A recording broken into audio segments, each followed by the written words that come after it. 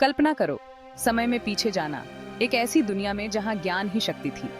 प्राचीन भारत के हृदय में सीखने की एक किरण ज्ञान के मार्ग को प्रकाशित करती थी।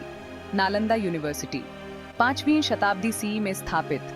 नालंदा केवल अध्ययन का स्थान नहीं था, ये संस्कृतियों का संगम था, नवाचार का उद्गम स्थल था और ज्ञान प्राप्ति का प्रमाण था।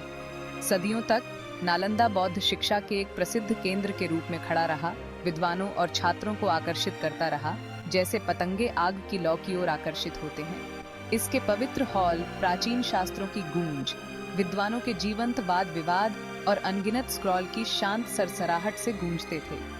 यह नालंदा विश्वविद्यालय की कहानी है, इसके गौरवशाली उदय, इसके दुखद पतन और विश्व मंच पर इसकी स्थायी विरासत के माध्यम से एक यात्रा। आइए हम इतिहास के इतिहास में उतरें और इस प्राचीन चमत्कार को फिर से खोजें, न केवल भारत के लिए बल्कि ज्ञान और समझ की वैश्विक खोज के लिए इसके महत्व को समझें। नालंदा विश्वविद्यालय की कहानी 5वीं शताब्दी सी में गुप्त सम्राटों के शासनकाल के दौरान शुरू होती है।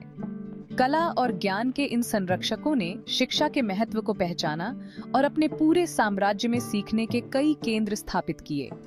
बौद्धिक उत्कर्ष के इस युग में नालंदा विश्वविद्यालय की स्थापना हुई थी। किंवदंती है कि विश्वविद्यालय एक आम के बाग की साइट पर बनाया गया था, एक ऐसी जगह जहां बुद्ध ने सदियों पहले खुद पढ़ाया था।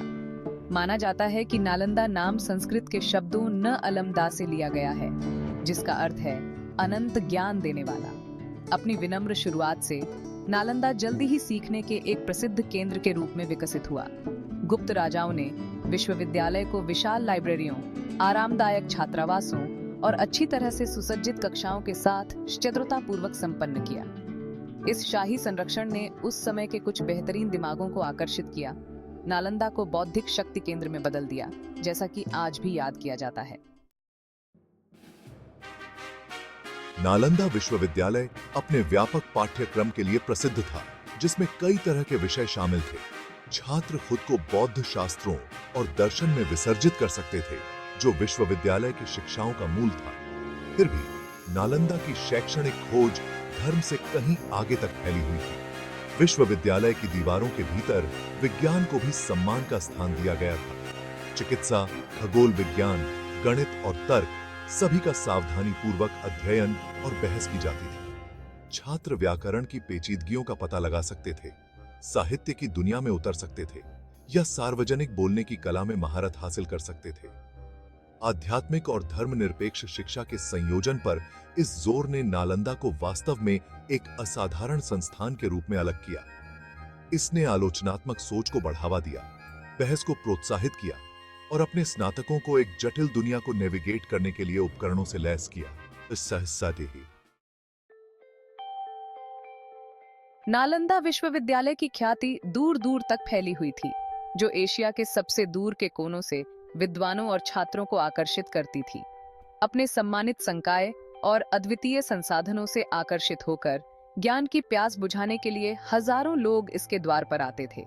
नालंदा के हॉल को सुशोभित करने वाले कई दिग्गजों में नागार्जुन थे, जो प्रसिद्ध बौद्ध दार्शनिक थे, जिन्हें माध्यिका विचारधारा को स्थापित करने का श्रेय दिया जाता है। शून्यता या शून्यता में उनकी गहन अंतर्दृष्टि ने बौद्ध दर्शन को बदल दिया और आज भी इसका अध्ययन किया जा रहा है। एक अन्य प्रमुख व्यक्ति धर्मकीर्ति थे, जो तर्क और ज्ञान मीमांसा के स्वामी थे। धारणा और अनुमान के उनके कठोर विश्लेषण ने बौद्ध दार्शनिक जांच के लिए नए मानक स्थापित किए और भारत के महानतम लॉजिक शास्त्रियों में से एक के रूप में अपनी जगह पक्की की। इन विद्वानों ने अनगिनत अन्य लोगों के साथ बौद्धिक विचारों के एक सच्चे क्रूसिबल के रूप में नालंदा की प्रतिष्ठा में योगदान दिया। खंड 5, दीवारों के भीतर जीवन। नालंदा अनुभव। नालंदा विश्वविद्यालय में जीवन जीवंत और बौद्धिक रूप से उत्तेजक था। विविध पृष्ठभूमि के छात्र एक साथ रहते और सीखते थे। उनके दिन व्याख्यान, वाद विवाद और स्व अध्ययन से भरे होते थे। विश्वविद्यालय में इन्फ्रेंसित 10,000 छात्र और 2,000 शिक्षक रहते थे, जो इसे शैक्षणिक खोज का एक हलचल भरा केंद्र बनाते थे। नालंदा में दिन की शुरुआत सुबह के मंत्रों और ध्यान के लिए छात्रों के इकट्ठा होने के साथ होती थी। इस आध्यात्मिक अभ्यास के बाद घंटों कठोर अध्ययन किया जाता था, जहां छात्र अपने शिक्षकों और साथियों के साथ जीवंत चर्चा में शामिल होते थे। उन्होंने बौद्ध शास्त्रों की पेचीदगियों में तल्लीनता से ध्यान दिया, जटिल दार्शनिक लॉजिकों को विच्छेदित किया और अवलोकन और प्रयोग के माध्यम से प्राकृतिक दुनिया का पता लगाया। प्रतिस्पर्धा भयंकर थी और शैक्षणिक उत्कृष्टता को अत्यधिक महत्व दिया जाता था। फिर भी ज्ञान की यह खोज अलग अलग दृष्टिकोणों के लिए गहरे सम्मान और सत्य की तलाश के लिए एक साझा प्रतिबद्धता से संयमित थी। नालंदा के अनुभव ने बौद्धिक कठोरता और आध्यात्मिक विकास के एक अनूठे मिश्रण को बढ़ावा दिया, जिससे इसके स्नातकों के दिमाग और चरित्र का निर्माण हुआ। खंड 6 द बर्निंग लाइब्रेरी। विनाश और पतन। नालंदा विश्वविद्यालय पर इतनी चमकीला चमकने वाला सूरज आखिरकार अस्त होना शुरू हो गया। जैसे जैसे गुप्त साम्राज्य का पतन हुआ, वैसे वैसे विश्वविद्यालय का भाग्य भी कम होता गया। एक बार का उदारशाही संरक्षण कम हो गया, जिससे नालंदा भारत के बदलते राजनीतिक परिदृश्य के प्रति संवेदनशील हो गया। 12वीं शताब्दी सी में उत्तर पश्चिम से एक नया खतरा उभरा। बख्तियार खिलजी के नेतृत्व में तुर्की आक्रमणकारी लूट की लालसा और कट्टरता से प्रेरित होकर, जो नालंदा के विशाल बौद्ध पुस्तकालय को विधर्मी मानता था, खिलजी की सेना ने विश्वविद्यालय पर हमला कर दिया, जिससे विनाश की लहर दौड़ गई।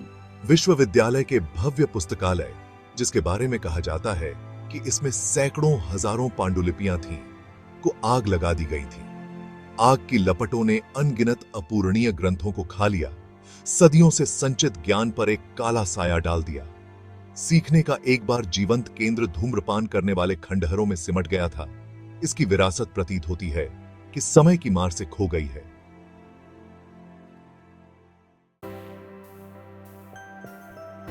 खंड 7, एक विरासत को फिर से खोजना, उत्खनन और पुनरुद्धार। सदियों तक नालंदा के खंडहर पृथ्वी की परतों के नीचे दबे रहे, जो एक गौरवशाली अतीत के मूक प्रमाण है।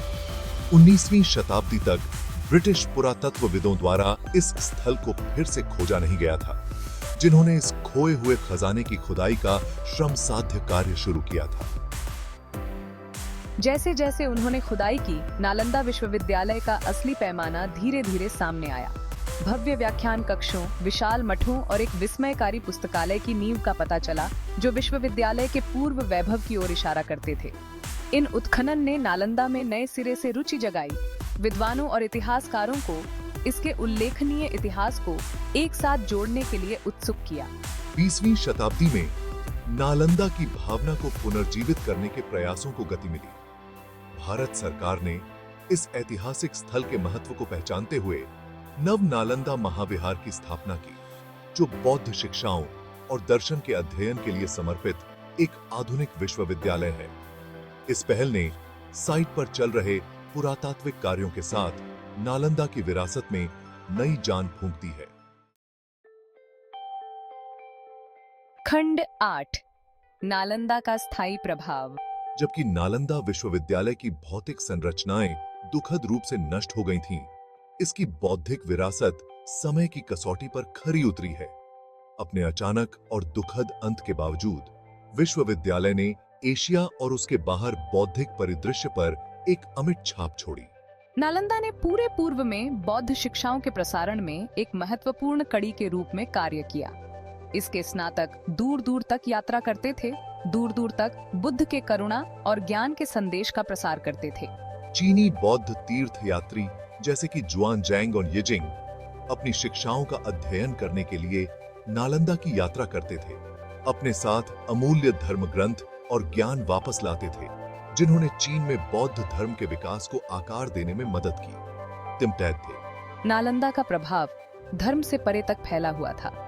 इसके विद्वानों ने खगोल विज्ञान और गणित से लेकर चिकित्सा और भाषा विज्ञान तक विभिन्न क्षेत्रों में महत्वपूर्ण योगदान दिया। उनके काम ने वैज्ञानिक समझ को आगे बढ़ाने में मदद की और भविष्य की खोजों के लिए आधार तैयार किया। खंड 9, निष्कर्ष। एक कालातीत विरासत।